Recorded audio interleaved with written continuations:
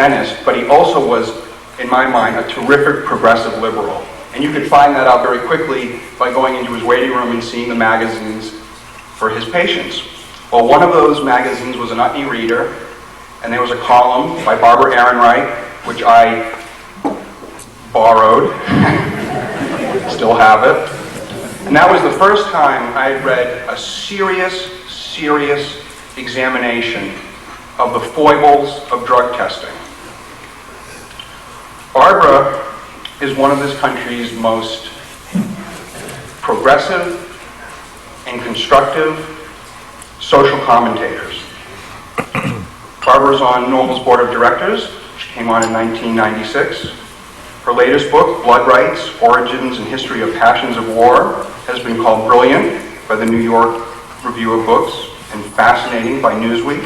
A collection of her essays, The Worst Years of Our Lives, Irreverent Notes from a Decade of Greed, was described by the New York Times as elegant, trenchant, savagely angry, morally outraged, and outrageously funny.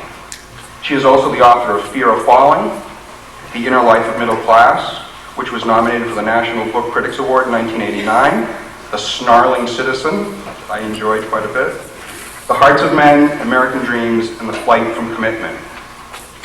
Other books include The American Health Empire, Power, Profits, and Politics, with John Ehrenreich, Witches, Midwives, Nurses, and a History of Women Healers, and for her own good, 150 years of the expert advice to women with Deirdre English. Barbara Ehrenreich was a regular columnist for The Guardian from 1991 to 1995 and has written for Time magazine since 1990. Her articles, reviews, essays, and humor have appeared in a range of publications, including the New York Times Magazine, the Washington Post Magazine, Ms., Esquire, the Atlantic Monthly, Harper's Nation, the New Republic, Social Policy, Mirabella, and many newspapers throughout this world. She has been the recipient of numerous grants, including the Ford Foundation Award for Humanistic Perspectives on Contemporary Society in 1982, a Guggenheim Fellowship in 87 and 88, a grant for research and writing for the John D. and Catherine T. MacArthur Foundation. She shared the National Magazine Award for Excellence in Reporting in 1980. She is widely known as a public speaker and as a frequent radio and television talk show guest. She has lectured on hundreds of college campuses in the United States, Canada, Europe, and Australia. She's appeared on numerous talk shows such as Today's Show, Good Morning America, Nightline, Crossfire, Politically Correct, Phil Donahue, and a host of others. We're very pleased and honored to have her today as our first speaker, and I'm certainly very honored that she joined with the other Normal board members in 1996 at the request of Dr. Grinspoon to help Normal raise its profile and help end many of the misguided policies that are wrought from the war on marijuana. Barbara Ehrenreich.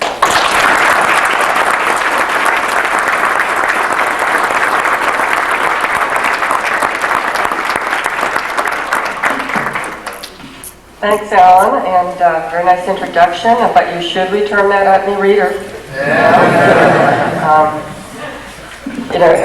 I should explain first, if there's any incoherence in what I have to say today, blame it on drugs, a mixture of Sudafed and NyQuil. That's America's favorite combination. One brings you up.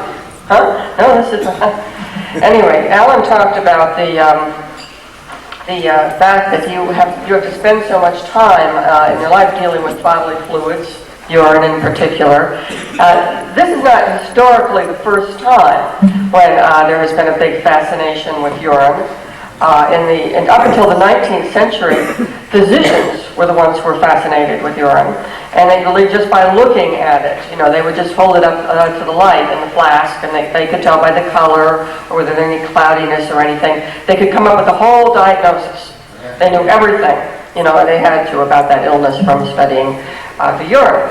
Today, it is the corporate executive class which carries on that tradition of fascination with urine and belief in the predictive powers of urine. As you know, I'm sure 80% of large employers in this country today insist on testing all their job applicants' urine, or occasionally their hair or their blood. And they're, in a sense, using it also diagnostically. You can, to look for that little flaw that will rule you out. You could be the best qualified applicant, of course, for the job in all other ways, but experience, skill, enthusiasm, all those things can be totally trumped by P in the way our economy is now organized. Now, I want to talk about drug testing in the workplace and then put it a little bit in the context of other workers' rights issues. And I should explain a little bit about how I got interested in this. And it was, my interest starts from very recently, about 2 years ago, a little less than that. I undertook an unusual journalistic project. I was irritated at how there's so much discussion about how people who have been on welfare can just go out into the labor market, make a lot of money, to take care of themselves, everything will be all right. Once you get a job, everything is all right. So my journalistic experiment was to to simulate that experience, really. Though without the small children that most people coming off of welfare, of course, have. And I went into low-wage jobs, just taking jobs out of the help wanted ads in the newspaper, and working in different jobs, worked in about 5 of them now, and for a month at a time, and noticing, keeping a record and seeing if I could actually make enough money to support myself, one person, of course, in relatively very cheap housing, too. So that's put me out in the workforce. And this, of course, is a shock for a freelancer. Freelancer, nobody tests our urine. Nobody, you don't even have to wear clothes to go to work.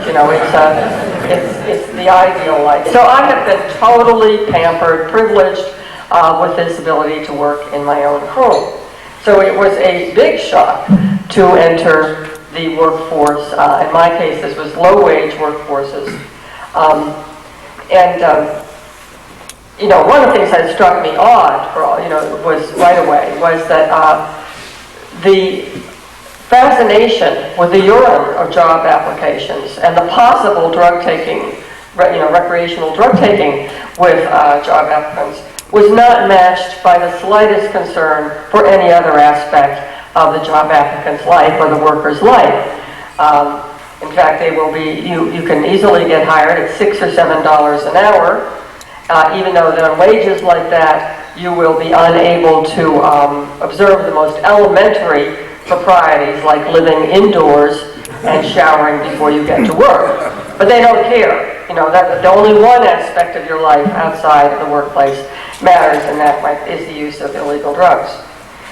Now, the oddest thing of all about the whole drug testing thing, and I think many of us, subscribe to the idea that we live in the most rational kind of economic system there is. Capitalism has a reputation for being very rational and so on. Is that drug testing does not work. 80% of large firms do it. It doesn't work in their own terms. And I'm very thankful for this information from a report recently released by the ACLU called Drug Testing, a Bad Investment. I think everybody aware of this pamphlet? It's excellent, yeah. Dale has it. It summarizes dozens of academic studies over the years to show that drug testing does not produce the effects that are claimed for it. It's heavily advertised to employers on the basis of lower absenteeism, improve safety, cut job turnover, all sorts of things like that. And these studies show it does not do those things, does not do what it is supposed to do. Of course, this should be no surprise to normal people. I'll leave it at that. The tests, of course, mainly detect marijuana, which lingers in the body far longer than other drugs. The labs are often alarmingly inaccurate. I'm sure you will hear more about these things today, in both the false positive and false negative directions. In addition, for what it's worth, drug users have there's sort of like an arms race between drug users now and the drug testing industry, with drug users having a variety of methods of tricking the tests. When I started into the low-wage workforce, I looked up, urine/drug test and all